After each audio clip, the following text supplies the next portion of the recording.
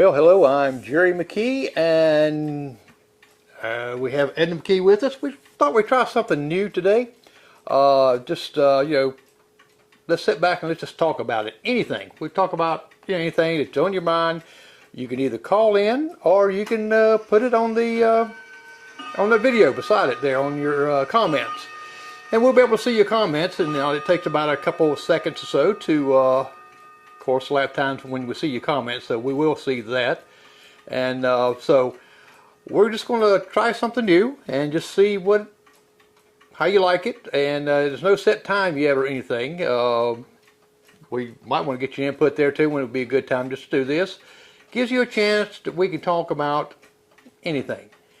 And positive things, of course. We don't want be bashing or tearing people down. We're here to lift people up. And so, Edna, what do you got to say? Well, this is all new to me. I have no idea what we're going to be talking about, but we're in it together, so I'm ready. Well, this way, I sprung it over the other day, and I said, let's do this tonight. Absolutely not. She said, I wasn't ready.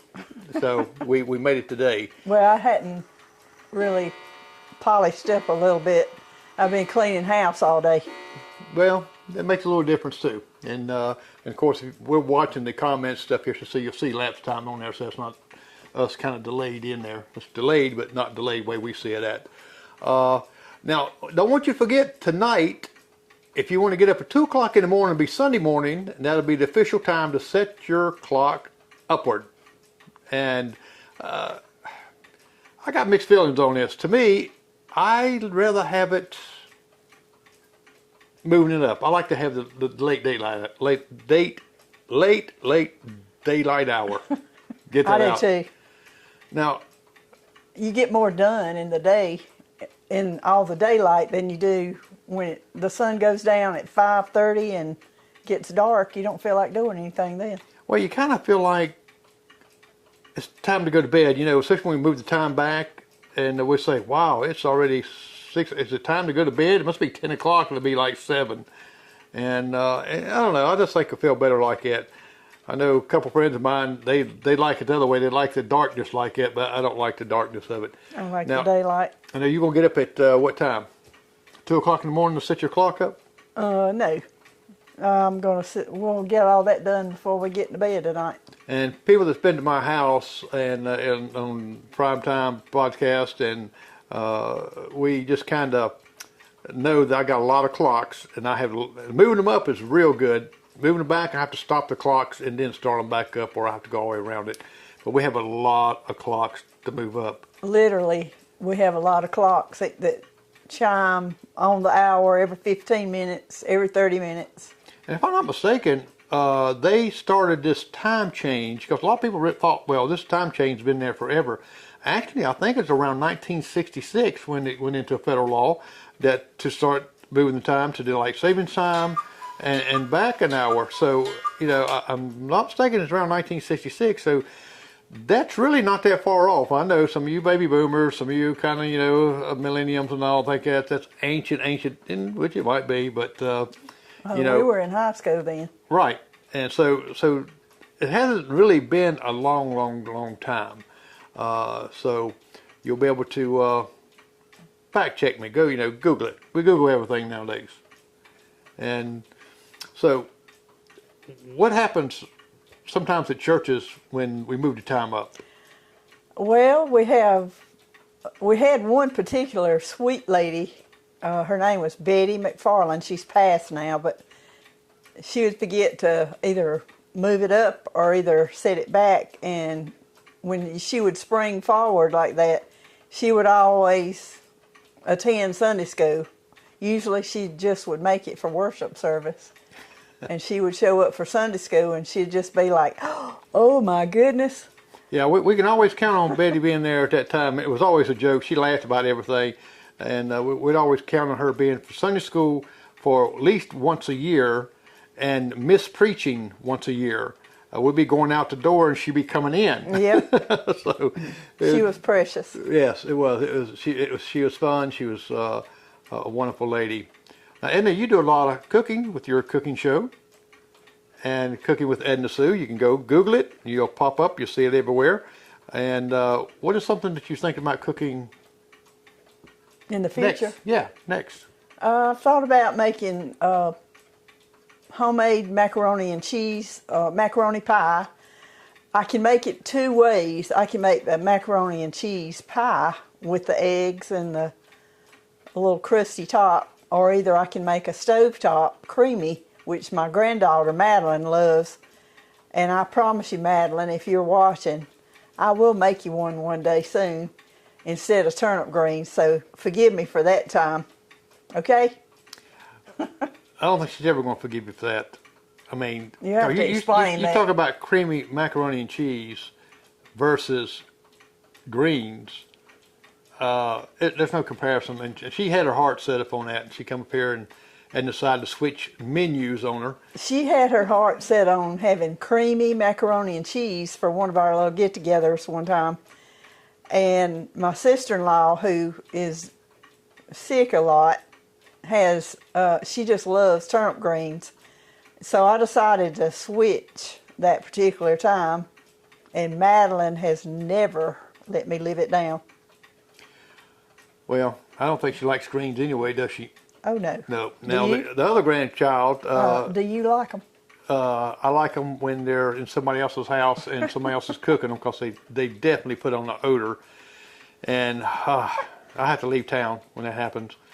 But other granddaughter, Lydia, she's real small, and to try to get she got her eating a lot of different stuff. But she tried to get her to eat greens. She showed her to us, said, "Would you like to have some greens?" She's about 4 years old then. Yeah, 3 or she 4. looks in that pot and looks at it and says, "Nan, I don't eat grass." And I don't blame her. Well, we don't eat grass. To me, that's what it is.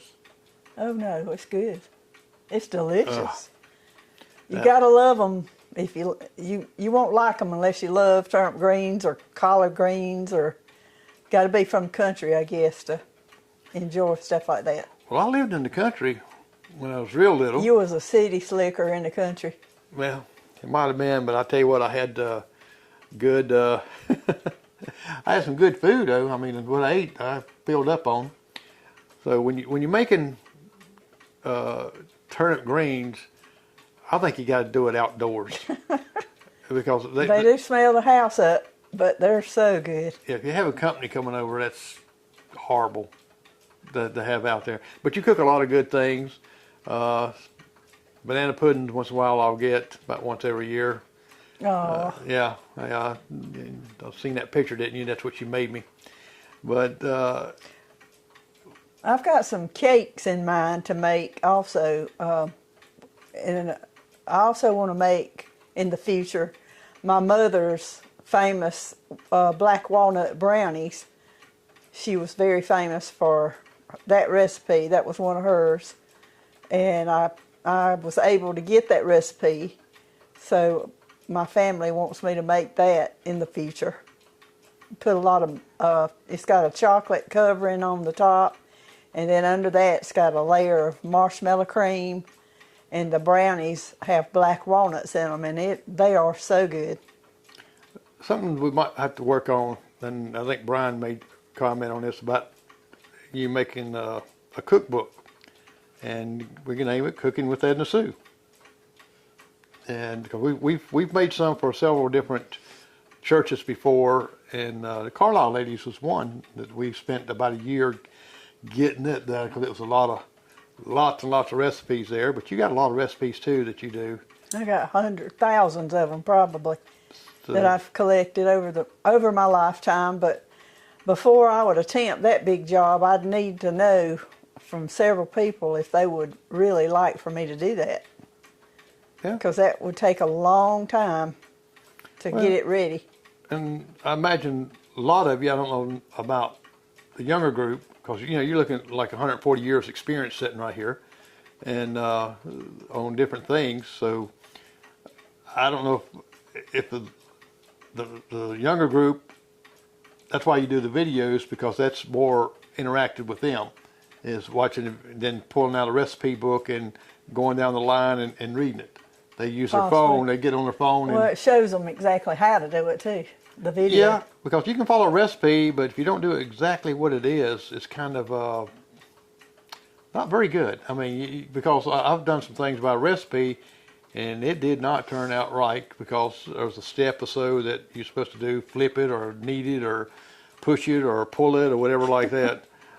We just never did do it. A pinch of this and a tad of that, and you got to understand all those type of measurements too. Yeah, so, you know, if you watch Cooking with Edna Sue, you'll see some of those things, and just from the raw and from the, where she'll show you how to cook the Southern way. She got a Southern accent, so she got to be a Southern cook. Oh, I've got a Southern accent. I did not realize that I sounded so Southern until he started doing my videos for me, and like I've said, I kind of make Paula Deen sound like a Yankee. Yeah, and you see a number says call in, number 864-441-9381. That is the number to call if you just want to get on here and talk. If not, you can put anything in the comment. We put this on at the last minute. You know, we weren't expecting anything really to happen right today. Maybe people get back on there and watch a little bit and just put some comments on it.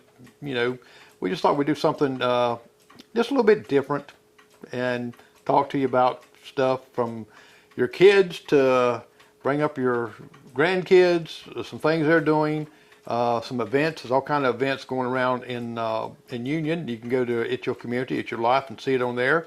A lot of events. Some you go to WBCU, you go to Chamber of Commerce. There's several places you can go in there and see different events that's going on in Union. And I encourage you to do that because people say there's nothing going on in Union, but it's always something going on. Oh, yeah. From the, I see that the library, Carnegie Library, does a lot of stuff. And so, and it's getting to be close to spring. And hopefully they'll have the music back downtown again. I'm hoping they will do that because that was always fun to do, to kind of showcase our local talent. In Union. Right, local talent. Union has a lot of talent. That they do. It's be surprising how, if you really look at it, how much talent anywhere from the ball players on up to musicians, that a lot of talent come out of Union. And hopefully we'll have a lot more things going on. And let's talk a little bit about election. I know people say, oh my gosh, don't talk about election, you destroyed everything, everybody's going to be mad at this right here.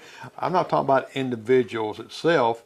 And we watch, you know, the State of the Union. I know we've had a lot of different comments there.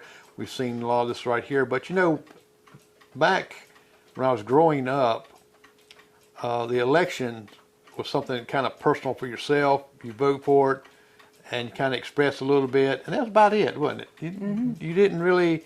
People did not really get as active into it as they do now. No, they don't. Well, maybe it's our age. We see that now. When we were younger, we didn't really pay any attention. Well, we just went to vote, and that was it. Well, you know, we were still young in our 30s and 40s. Sure. And we still didn't see... We're young in our, you know, our higher age. I'm talking about this election now. It's where people separate themselves, friends, angry with friends, family members, angry with family members because they didn't vote who the other person. We all have an opinion. We all feel that what we need to vote on and what we should vote on, and that's just our opinion. That's your privilege. That's democracy, that we vote who we think is going to win. Exactly. Because at the end of the day, whether your man wins or doesn't win, at the end of the day, we're all still in that same boat. We still live in the United States.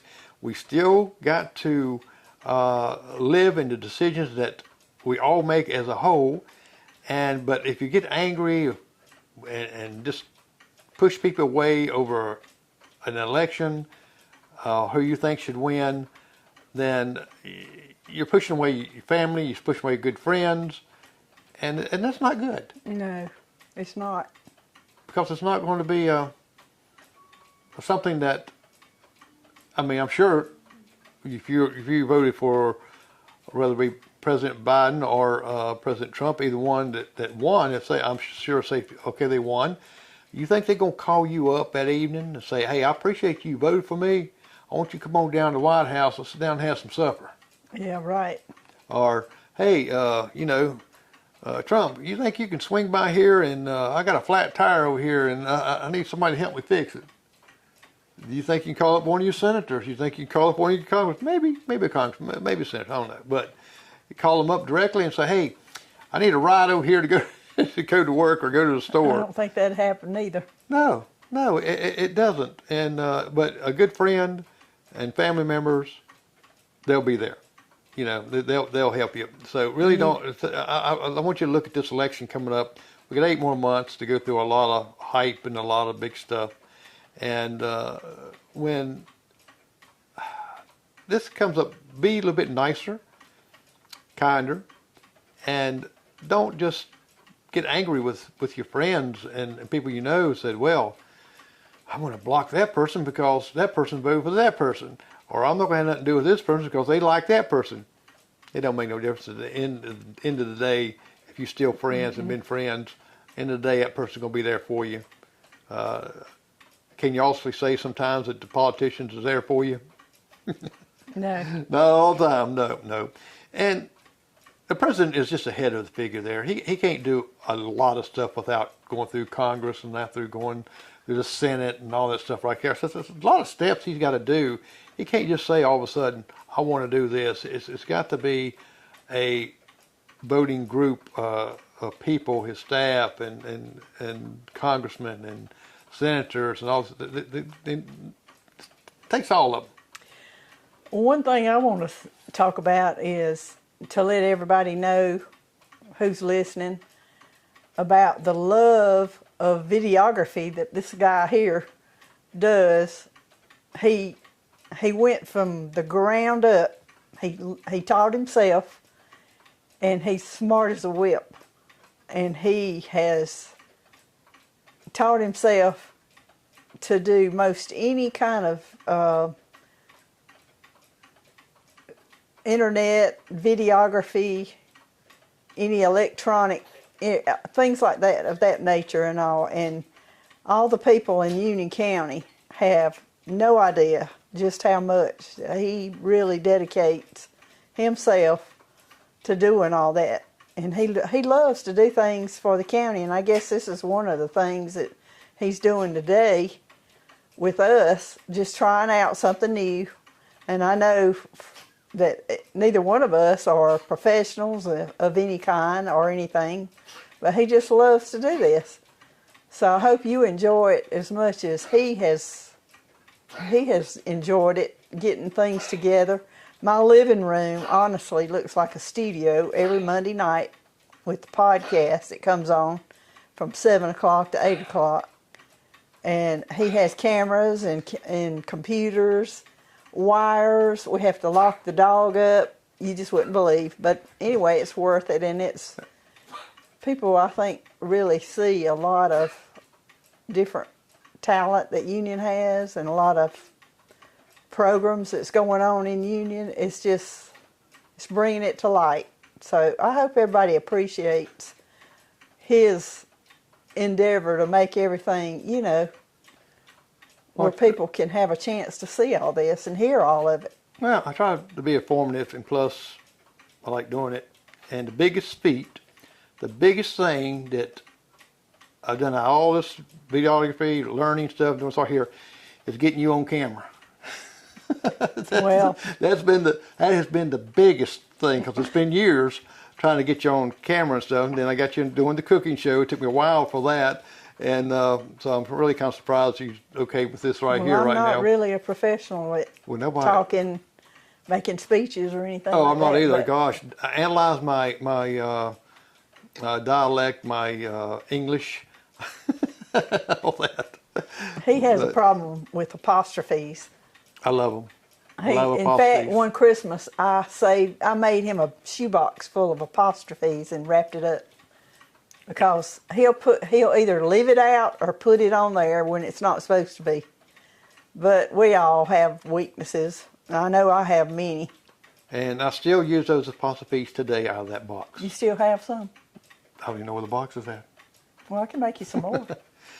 But it's a twofold thing here, and to me, an interview. I encourage anyone that that whether I'm shooting an event you have, or when you're on my podcast, or just somewhere or another, even doing your own videos. A lot of people use their phones and do all this right here, and that's okay, because the way I see it is that it's like our children, our grandchildren, our great grandchildren, our great great great grandchildren is going to be able to hear us as their great great grandparents, or their grandparents, or their mother and father later down in years. They'll be able to hear us talk, and some of our ideas, some of the things what we're thinking about and encouraging.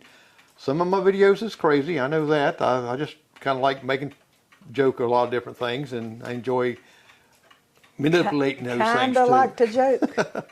So I like those, and enjoying it.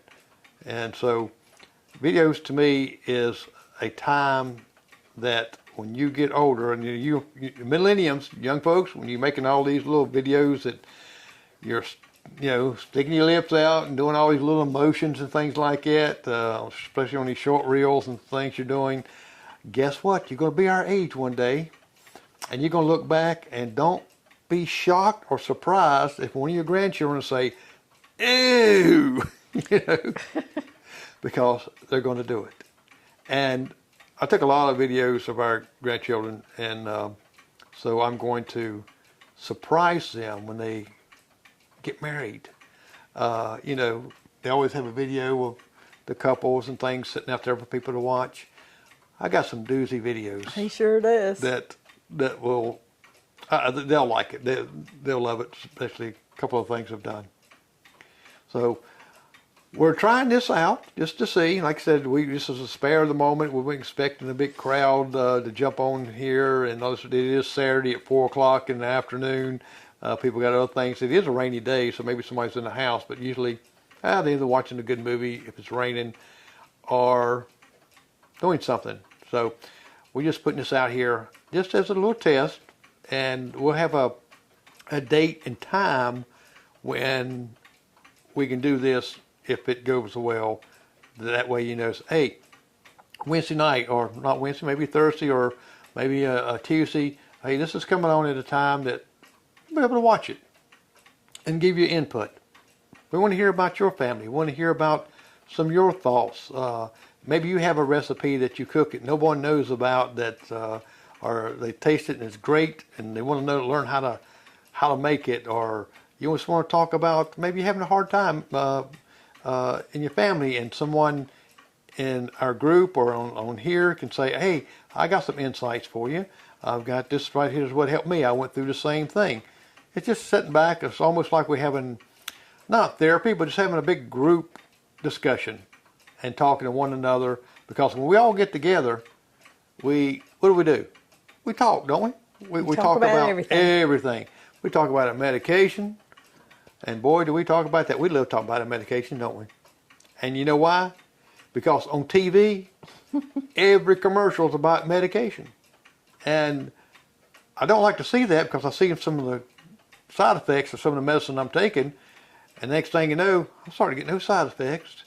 And really, I'm not doing it. I've just got it in my mind. I'm doing it. But anything like that you're bringing out and letting people understand, we can complain about different things. I complain about a lot of stuff sometimes. Don't need to. Even with fast food now. Fast food to me has gone up in price, but gone down in quality. Sure has. And it don't even taste the same it used to. And you got different attitudes sometimes, and sometimes you got to give someone at the window there, if they got a car lined up, they either been fussed out every other car or something. So be a little light on them. Most of them are younger kids and stuff, and just be kind. That's the best thing to say. Or just stay home and learn how to cook. That's it. Watch Edna's videos and learn how to cook some stuff. Biscuits. Well, I'm sure there are better cooks out there than myself, but I do try. Yeah, you do a good job. It fattens me up. Well, we're just going to kind of cut this a little short. and just let you know that we're going to just see how this is going to go, and we're going to welcome you to our home each week just to talk. That's why I named it Let's Talk About ... That's it. That's about anything. Well, I'm Jerry McKee. And I'm Edna Sue McKee. And we're going to the Cracker Barrel. We're not cooking tonight. That's right. Yeah, we just got through talking about going out and food and stuff like that. Now, you're cooking and everything, how great it is. And now we're leaving. We're going to the Cracker Barrel to eat. And before I leave here, I got to tell you a little joke about the Cracker Barrel. I have a habit of asking waitresses to take my picture. And they always confused that how come I'm not taking my picture with the group. And I have an answer for that because I have a picture of me in my phone or printed out on the side of the phone. I keep in a little pouch. And I asked them, would you take a picture of me? And the lady at the Cracker Barrel said, sure. And like it was just my phone, I just handed her a picture. She just kind of looked at it, looked back at me, and just started laughing. I think it was several months later, we went back to the same Cracker Barrel. It was a different waitress, and I did the same thing. And she went back, and all of a sudden, here she comes back bringing another waitress, saying, you was here 3 months ago. I still got that picture. So it's a funny joke, but yet I wonder how many is keeping my picture in their wallet. Because somebody going to say, especially with a young girl like this, goes, who is that, your grandpa? No, some guy give me his picture. So you can do stuff like that, and it's fun. It's nice to do things like that. Well, I'm Jerry McKee. And I'm Edna McKee. And you have a